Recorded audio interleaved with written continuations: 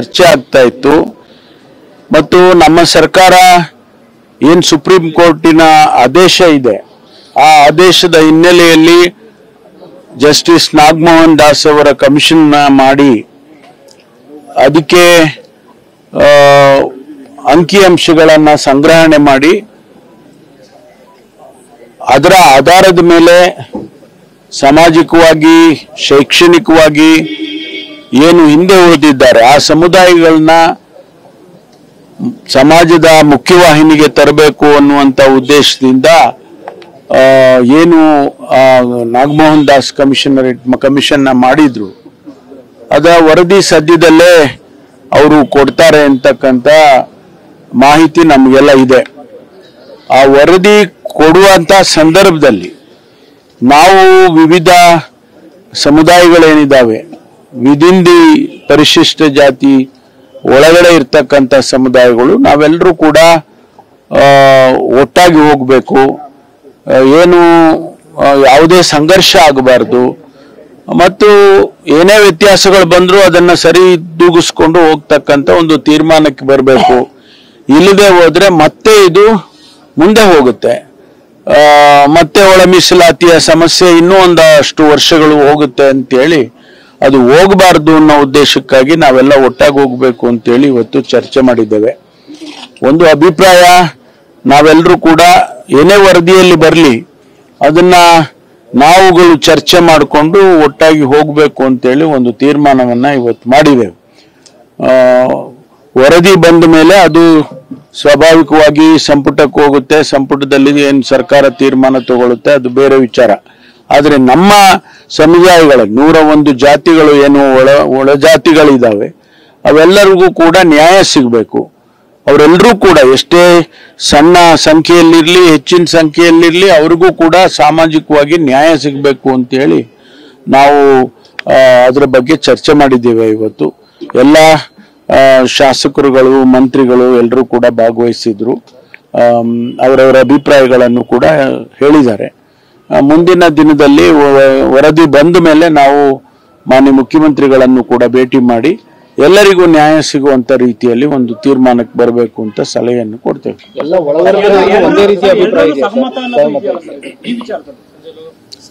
ಎಲ್ಲ ಸಹಮತ ಇದೆ, ಸಹಮತ ಇರಬೇಕು ಅಂತೇಳಿ ಅದನ್ನ ಚರ್ಚೆ ಮಾಡೋದಕ್ಕೆ ನಾವು ಕರೆದಿದ್ದು. ಸಹಮತವನ್ನ ವ್ಯಕ್ತ ಮಾಡಿದ್ದಾರೆ. ಇನ್ನೂ ಕೂಡ ಯಾರು ಶಾಸಕರಿಲ್ಲ ಯಾರು ಸಚಿವರಿಲ್ಲ ಅಂತ ಸಮುದಾಯಗಳೇನಿದಾವೆ ಅವರಿಗೂ ಕೂಡ ನ್ಯಾಯ ಒದಗಿಸ್ತಕ್ಕಂಥ ಜವಾಬ್ದಾರಿನೂ ಕೂಡ ನಮ್ಮೆಲ್ಲರ ಮೇಲೆ ಇದೆ ಅನ್ನೋದನ್ನು ನಾವು ಚರ್ಚೆ ಮಾಡಿದ್ದೇವೆ. ಯಾರು ಅದಕ್ಕೆ ಹೇಳಿದ್ ನಾನು, ಸಣ್ಣ ಸಂಖ್ಯೆಯಲ್ಲಿರುವಂತ ಸಮುದಾಯಗಳು ಅವರಿಗೆ ರೆಪ್ರೆಸೆಂಟೇಷನ್ ಇಲ್ಲ. ಈಗ ಅವ್ರು ಯಾರು MLAಗಳಾಗಿಲ್ಲ ಅಥವಾ ಮಂತ್ರಿಗಳಾಗಿಲ್ಲ, ಆದ್ರೆ ಅವ್ರಿಗೂ ನ್ಯಾಯ ಸಿಗ್ಬೇಕಲ್ಲ, ಅದಕ್ಕಾಗಿ ನಾವು ಅದನ್ನು ಕೂಡ ಎಲ್ಲ ಗಮನದಲ್ಲಿ ಇಟ್ಕೊಂಡೆ ಚರ್ಚೆ ಮಾಡಿದ್ದೇವೆ. ಪರವಾಗಿದ್ದೀರಿ, ಇದು ಒಪ್ಕೊಳ್ಬೇಕು. ಆದ್ರೆ ಜನಸಮುದಾಯದ ಅಂದ್ರೆ ಸಮುದಾಯಗಳಲ್ಲಿ ಜಾರಿ ಆದ್ರೆ ಗೊಂದಲ ಆಗುತ್ತೆ, ವ್ಯತ್ಯಾಸಗಳಾಗುತ್ತೆ ಅನ್ನುವಂತ ಅಸಮಾಧಾನಗಳಿದ್ದಾರೆ. ಇದನ್ನು ಪರಿಹರಿಸುವ ನಿಟ್ಟಿನಲ್ಲಿ ಯಾವ ರೀತಿ ಜವಾಬ್ದಾರಿ? ಅದನ್ನೇ ನಾವು ಹೇಳೋದು, ಗೊಂದಲ ಮಾಡ್ಕೊಳ್ಬಾರ್ದು. ಇಲ್ಲದೆ ಇದ್ರೆ ಮುಂದಕ್ಕೆ ಹೋಗುತ್ತೆ, ಅದು ಹೋಗ್ಬಾರ್ದು, ಅನುಸರಿಸ್ಕೊಂಡು ಹೋಗ್ಬೇಕು ಅಂತಕ್ಕಂಥ ಚರ್ಚೆನೆ ಮಾಡಿದ್ದೇವೆ ನಾವು. ಮಾತಾಡಿ, ನೀವು ಹೇಳ್ಬಿಡಿ ಸರ್. ಈಗ ಗೊಂದಲಗಳು ಆಗ್ಬಾರ್ದು ಅಂತ ನಾವು ಮುಂದಾಲೋಚನೆ ಮಾಡಿ ಮಾನ್ಯ ಗೃಹ ಸಚಿವರು ನಮ್ಮನ್ನೆಲ್ಲ ಕರೆದಿದ್ದಾರೆ. ನಾವೆಲ್ಲ ಕೂಡ ಮಂತ್ರಿಗಳು ಕೂಡ ಸೇರಿದ್ದೀವಿ.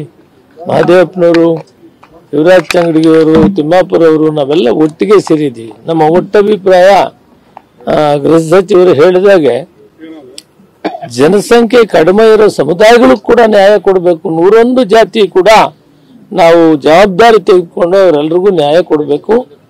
ರಿಪೋರ್ಟ್ ಬಂದ ಮೇಲೆ ಮತ್ತೆ ಮುಖ್ಯಮಂತ್ರಿಗಳ ಹತ್ರ ಚರ್ಚೆ ಮಾಡೋಣ ಮತ್ತು ಏನೇ ಇರಲಿ ಒಗ್ಗಟ್ಟಾಗಿದ್ದು ಇದನ್ನ ಬಗೆಹರಿಸಿಕೊಳ್ಬೇಕು ಅನ್ನೋದೇ ನಮ್ಮ ಮೂಲ ಉದ್ದೇಶ ಇದೆ.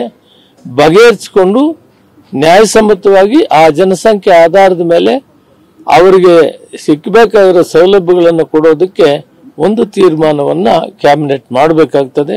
ರಿಪೋರ್ಟ್ ಬರದೆ ನಾವು ಅಂಕಿಅಂಶಗಳ ಬಗ್ಗೆ ಮಾತಾಡಕ್ಕೆ ಅವಕಾಶ ಇರೋದಿಲ್ಲ.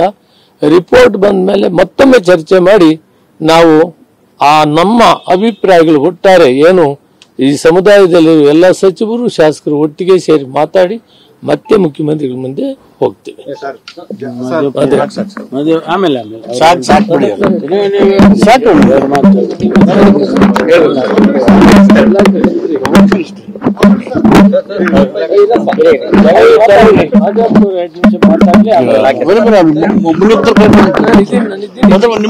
ಮುಚ್ಚಿಬಿಡ್ತಾ ಇದಾರೆ ಇವರು.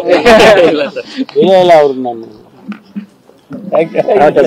ಮೊದಲನೇದಾಗಿ ನಮ್ಮ ಹಿರಿಯ ಸಚಿವರಾದಂಥ ಗೃಹ ಮಂತ್ರಿಗಳು ನಮ್ಮ ಎಲ್ಲ SC ಸಮುದಾಯಕ್ಕೆ ಸೇರಿದಂಥ ಮಂತ್ರಿಗಳು, ಶಾಸಕರು ಮತ್ತು MLC ಅವ್ರನ್ನ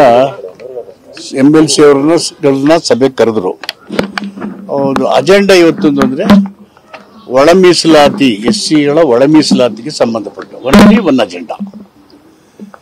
ಇದು SC ಒಳ ಮೀಸಲಾತಿ ಕೊಡ್ತೀವಿ ಅಂತ ಹೇಳಿ ನಾವು 2023ನೇ ಇಸ್ವಿಯ ಚುನಾವಣೆ ಸಂದರ್ಭದಲ್ಲಿ ಚುನಾವಣೆ ಪ್ರಣಾಳಿಕೆಯಲ್ಲಿ ಪಕ್ಷ ಡಾಕ್ಟರ್ ಪರಮೇಶ್ವರ್ ಅವರ ಚುನಾವಣಾ ಅಧ್ಯಕ್ಷರಾಗಿ ಹೇಳಿದಂತ ಮಾತು.